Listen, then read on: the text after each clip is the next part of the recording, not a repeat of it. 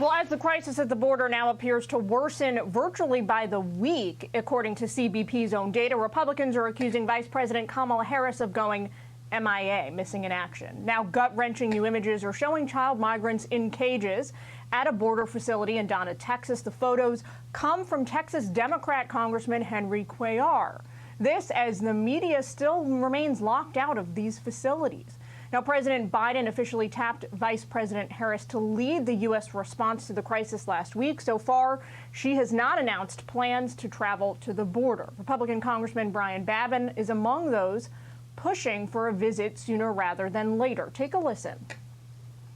We have invited Vice President Kamala Harris to attend some of our itinerary and see for herself. We thought it would be, a good thing to do for her to come down and see exactly what's going on down there, since in the past she has thought that President Trump's policies were cruel and inhumane and that they were putting children in cages. We have not heard yet, but we're hoping so.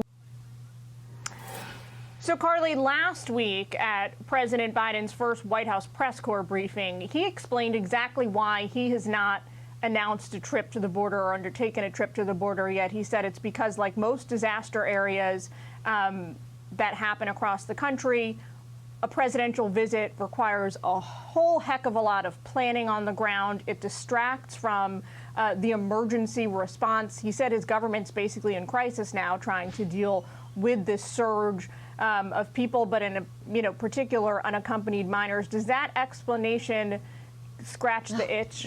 No, it absolutely does not, or else, we wouldn't see any presidents at any areas of crisis, and that's what the president's job is. Imagine being the president or the vice president. A crisis unfolds on your watch. What's the first thing you do? You get on an airplane and go to the affected area.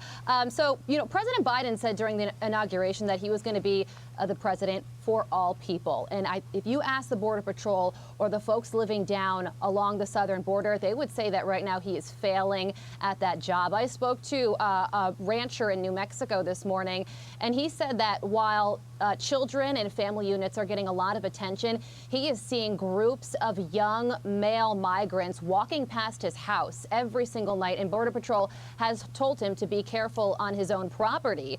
So President Biden feels like, I'm sure, he can't go down there, because then it would it would essentially mean that he would be admitting that this is a crisis that rises to the level of a presidential visit. The one thing that he could do very quickly to change all this is re-implement Remain in Mexico, but he is probably not going to do that, because that would mean that President Trump's policies were right and his were wrong. So we learned this yesterday that Border Patrol thinks that this crisis is going to last for 7 months.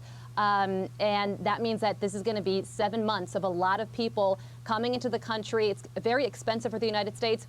And also 7 months of people claiming asylum who don't legitimately have asylum claims, and that clogs the system, creates a backlog for people that legitimately do belong here for reasons that affect their own personal safety. Leslie, I want to bring you in here right away, because I'm guessing you don't see the situation the same way that Carley just laid out. Tell us how you see it.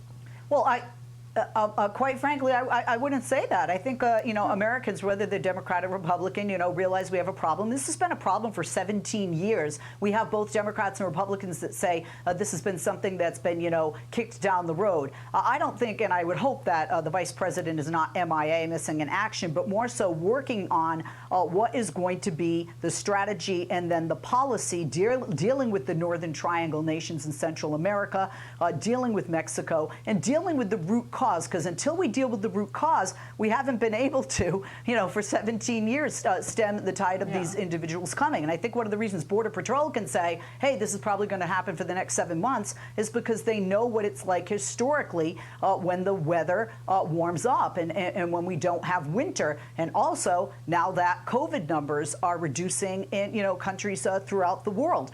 So the bottom line is, I do think that the vice president should go to the border. It could be some logistical problems like the president had alluded to with him not going to the border. I certainly think that she should come out and tell us, but I think more so it's better if she tells us, okay, I have met with the leaders of these nations, this is what we've concluded, and this is what we plan to do going forward. Now, Leo, somebody who wants to go to the border and says that they're probably going to go sometime soon is former President Trump. He told that to Judge Pirro on our air on Saturday night. Now, my question, Leo, is because we all know that former presidents are not really supposed to interfere with current presidents' domestic and foreign policy. Republicans love the idea that President Trump's going to go to the border. They welcome it. So how does he do that? How does Trump go to the border and avoid giving the impression that he's meddling? Well, first of all, that playbook, Julia, no longer exists because I'll tell you right now, Barack Obama broke that program.